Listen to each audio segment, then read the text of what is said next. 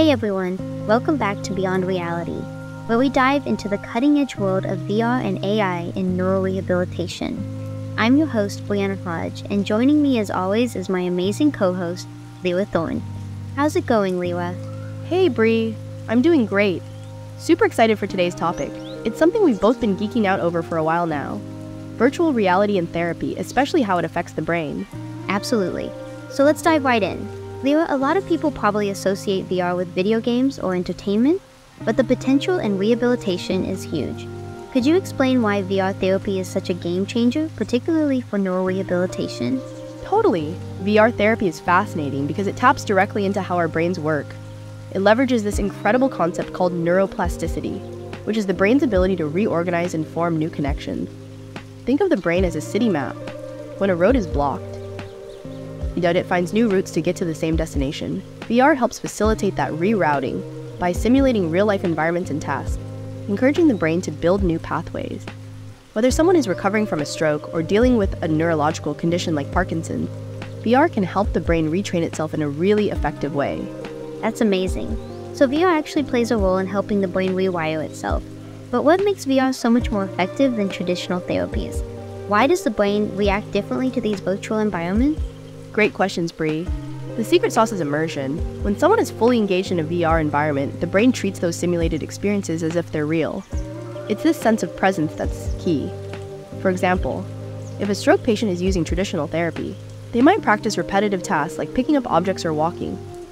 While that's effective, it can become mundane, and the brain might not be as engaged. In VR, however, that same patient could be walking along a virtual beach or picking apples in a virtual orchard. These immersive tasks make the brain work harder because it feels like a real-world scenario, which strengthens those neural connections more effectively. So it's not just about doing exercises, it's about tricking the brain into believing it's actually navigating a real-world space, right? Exactly. The brain is a bit of a trickster itself, and VR takes advantage of that. When patients are fully immersed, whether they're walking through a forest or navigating a city, their brain gets a workout in ways traditional therapy can't always achieve. And it's more engaging, so patients are often more motivated to stick with it. I can definitely relate to that. I at times lack the drive to exercise, but VR helps me feel way more motivated. Now, I know VR can target specific areas of the brain depending on the kind of rehab a person needs. Can you explain how VR can be tailored to focus on different brain regions? So different parts of the brain handle different functions, like movement, memory, or problem solving. VR can be customized to target these specific areas. For someone with motor impairments, they might work on fine motor skills through tasks like assembling a virtual puzzle or playing a virtual piano. This engages the motor cortex, which is responsible for voluntary movement. For cognitive impairments, patients might navigate a virtual grocery store where they have to remember a shopping list and find the item, which engages the hippocampus for memory and the prefrontal cortex for decision-making. So you're essentially training specific parts of the brain to do what they've always done, but now in a more stimulating way? Exactly, Bri. And the key here is repetition. In neurotherapy, the more you repeat a task, the stronger the neural connections become. VR is perfect for this, because it allows for endless repetition without feeling repetitive. It keeps things engaging and fun, which helps the patient stay motivated while the brain continues to rewire itself. That leads perfectly into my next question. We've talked about how VR can help with physical and cognitive rehabilitation, but what about the emotional aspect? Does VR have any impact there? Yes, it absolutely does. Emotions are deeply tied to how we learn and retain information. When we're emotionally engaged, our brains release neurotransmitters like dopamine, which helps with memory and learning. In VR, patients can have emotionally uplifting experiences, like walking through a peaceful garden or swimming with dolphins, which not only reduces anxiety, but also creates a positive association with their therapy.